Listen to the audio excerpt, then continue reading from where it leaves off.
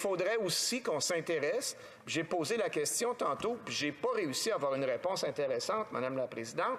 Il faudrait aussi qu'on s'intéresse à l'information, à savoir combien ça coûte s'il n'y en a pas. Combien ça coûte les assurances? C'est des dizaines de milliards, Madame la Présidente, dans les dernières années qui ont augmenté. C'est plus que 30 milliards que ça a augmenté. Les réclamations pour les catastrophes naturelles, ça coûte rien, ça? Ah, ben, gadon. Les inondations, les pluies diluviennes pour nos productions agricoles, ça n'a rien coûté, ça. On a un paquet d'entreprises qui sont sur le bord de la faillite.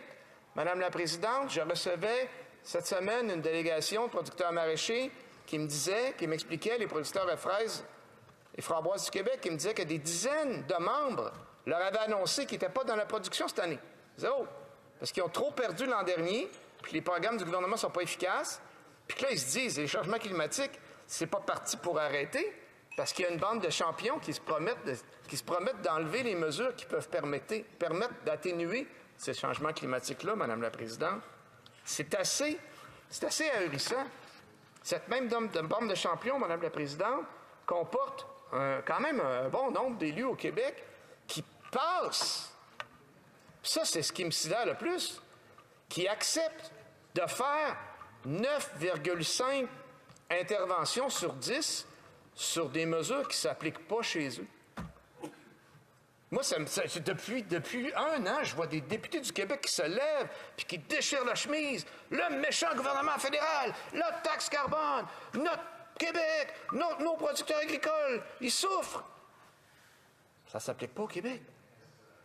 Est-ce que vous n'êtes pas supposé travailler pour vos commettants? Moi, je pose des questions, là. Hein? Je ne fais que poser des questions.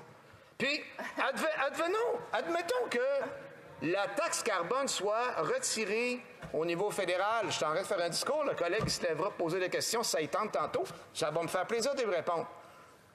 Mais pour l'informer, je vais lui informer, ce qui n'a pas l'air au courant, le Québec est couvert par une tarification carbone qui s'appelle la Bourse du carbone, en lien avec la Californie, et ça représente un beaucoup plus grand marché que ce que le Canada peut représenter en passant. Et c'est des mesures qui sont très efficaces. Et ce qu'on voit au Québec, c'est que ça coûte moins cher aux gens, puis on a l'impact de réduction des gaz à effet de serre. Donc peut-être que les gens des autres provinces qui ne sont pas contents de la méchante taxe carbone fédérale devraient regarder ce que le Québec a fait, comme ils font dans les domaines de garderie, comme ils veulent faire dans le domaine des soins dentaires, comme ils veulent faire dans l'assurance médicaments.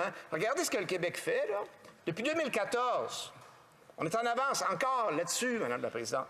Regardez ce que le Québec a fait, puis les impacts que ça a sur la population du Québec. Peut-être vous allez vous dire, on aurait peut-être dû prendre ce train-là quand il passait. Mais non, parce que ces gens-là veulent que la pollution coûte zéro, Madame la Présidente.